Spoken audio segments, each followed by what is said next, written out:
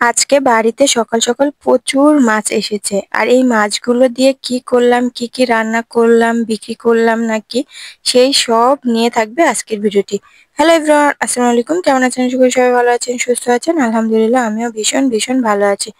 তো আজকেও সকাল সকাল ভিডিওটা নিয়ে চলে আসছি। তো দেখো, সকাল সকাল আমি ঘরে ছিলাম আর বাইরে দেখছি মাছ নিয়ে সবাই খুব হইচই করছে। তো ভাবলাম যে আজকে হয়তো বা খুবই মাছ পেয়েছে। প্রতিদিনই কম বেশি মাছ পাই, আর সেই মাছগুলো আমরা রান্না করেই খেয়ে ফেলি। আজকে দেখে এতগুলো মাছ পেয়েছে, অনেকে কমেন্ট করেছে, আপু ওই মাছগুলো তো বিক্রিও করতে পারো। তো বিক্রির মতো মাছ আমরা কখনোই পাইনি আর বিক্রিও করা হয়নি। আজকে যেহেতু অনেক মাছ, প্রায় 3 থেকে 3.5 কেজি মতো এখানে মাছ আছে, আর সেই সব মাছ তো আমরা রান্নাও করতে পারবো না। আর প্রতিদিনই যেহেতু মাছ হচ্ছে, সেই মাছগুলো তো আমরা পরেও খেতে পারবো বা ফ্রিজেও রাখতে পারবো। তাই এখন যেহেতু অনেক পেয়েছি, তো ভাবলাম আজকে মাছগুলো আমরা বিক্রি করে ফেলবো। তো এখানে এজন্য আমি মাছ বাছতে বসে পড়েছি। কিছু কিছু মাছ আমরা বেছে নেব। এর মধ্যে মাছ ছিল জিওল মাছ, টাকি মাছ, ট্যাংরা মাছ, গরফন মাছ, গুচি মাছ, মশি মাছ। তো এই মাছগুলো আমরা রেখে দেবো। আর শুধুমাত্র যেখানে পুঁটি মাছ আছে, এই পুঁটি মাছগুলো আমরা বিক্রি করে ফেলবো।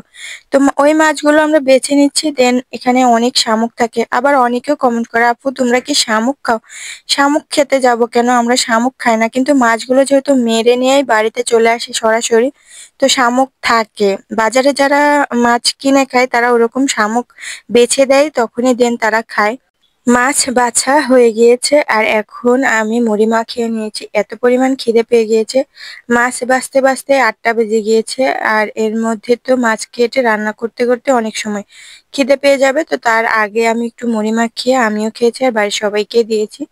খাওয়া দাওয়া করে দেখো মাছ কেটে নিয়েছে। মাছ কাটার সেরকম আর ভিডিও নিতে পারিনি, মাছ কাটতে অনেক সময় লেগে গেছে, প্রায় 1 থেকে 1.5 ঘন্টা।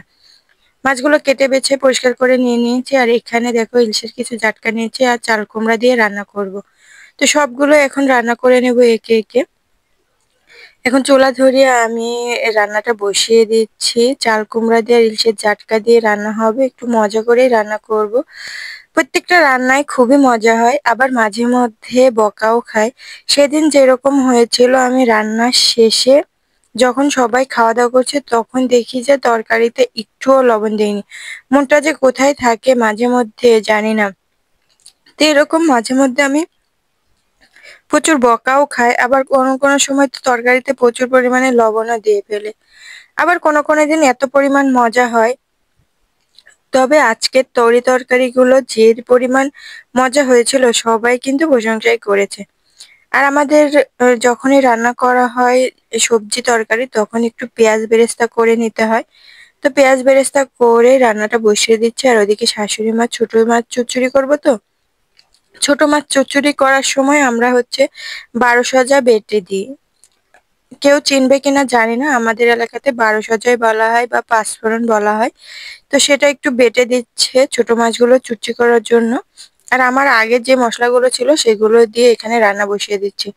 কড়াইটাতে না অনেক ধোয়া হচ্ছে, যার কারণে ক্যামেরাটা খুব একটা ভালো আসেনি ভিডিওটা। যাই হোক, এখানে আমি ইলশে মাছের জাটকাগুলো দিয়ে দিচ্ছি।